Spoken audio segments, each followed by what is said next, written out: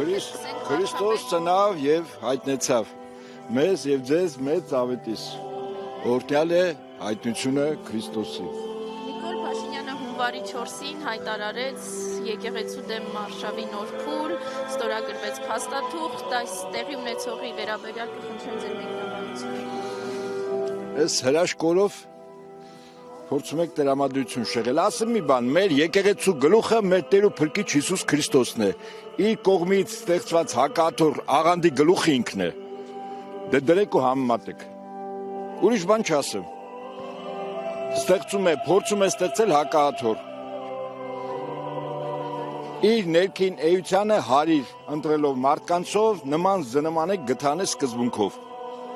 նորից եմ կրկնում, մեր եկեղեցու գլուխը Հիսուսն է, հոգևոր առաջնորդը վեհափարտ էր, Գարեգին երկրորդ նորին սուրբ օծություն, այդ հակաթոռի գլուխը ինքն է, երբ ինքը ստորագրեց 10 ուխտադրուժ եպիսկոպոս, արքեպիսկոպոսների հետ մի փաստաթուղթ առաջին ազգանունը իրենն էր, ոչ որպես Հայաստանի Հանրապետության քաղաքացի, այլ որպես վարչապետ, այսինքն ակնհայտ է, ցույց տրվեց, որ այս գործընթացը քաղաքական է և փորձ է իրականացնում հակաթոռը ստեղծել պետական մակարդակով, նա կատարում է իր տերերի հանձնարարականը, մասնավորապես Ադրբեջանի և Թուրքիայի, որոնց համար խիստ կենսական է, որ Հայաստանում ստեղծվի հակաթոռ, ստեղծվի նոր կաթողիկոսություն, որը իր մեջ փորձելու է ներառել միայն Հայաստանի թեմերը և իշխանությունների կողմից կառավարելի անձնշանակել, ընդամենը սա չի ստացվելու, վստահեցնում եմ ձեզ, ինչ նախաձեռնել է Փաշինյանը եկեղեցու հետ բոլորը ձախողվել է, սկսած քարոզչական դաստիարակից, մայրաթոռը ուժով փորձել գրավելուց, 10 ապստամբ ուխտադրուժ հոգևորականներին տաճար մտցնելու փորձից և վերջացած իր կրկես շպտույով, որտեղ ինքը առավոտից երեկոմ պտտվում է, ուրիշ բան չունի անելու այդ մարդը, թեման օրակարգը տակ է պահում,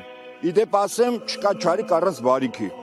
այն ինչ որ հիմա ինքը անում է, սա նաև մեր ժողովրդին, մեր եկեղեցու նվիրալ հավատավոր զավակներին իրար կողք է կանգնեցնում։ Ո՞րն է Նիկոլ Փաշինյանի հաջորդ քայլը ըստ ձեզ։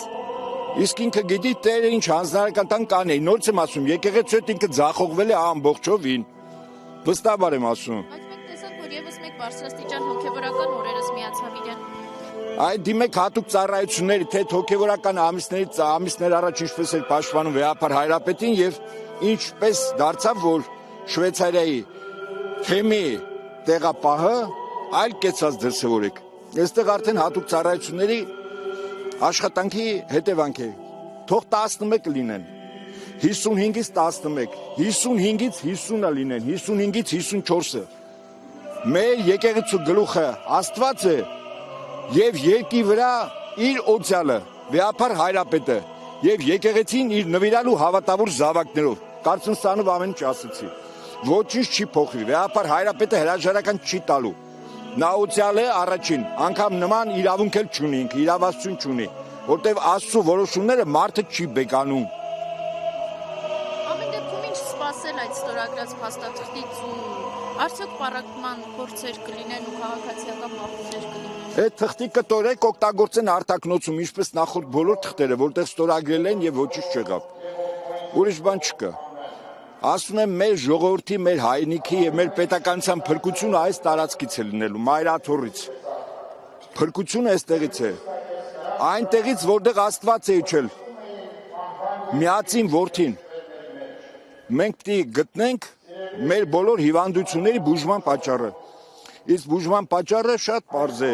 Գալիս ենք Տիրոջը նվիրումով, հավատավոր կերպով։ Մնացած ամեն ինչ հետևանք է լինելու։ Այսպես, ես էլ լսեմ վեհափար Հայրապետի խոսքը, ձեզ նաև խորհրդամ։ Կրկին լավ որ այս ուրախորը կարծում եմ շրջադարձային է, 2026-ն է շրջադարձային լինելու մեր ժողովրդի համար։ Իսկ նրանք ճամպրուկները կապելու են ուղղակի ճողոպրեն։ Նիկոլ ինքնաթիռում միայն իր ընտանիքի անդամների համար տեղ կա, թող մյուսները մտածեն ոնց են ճողոպրելու։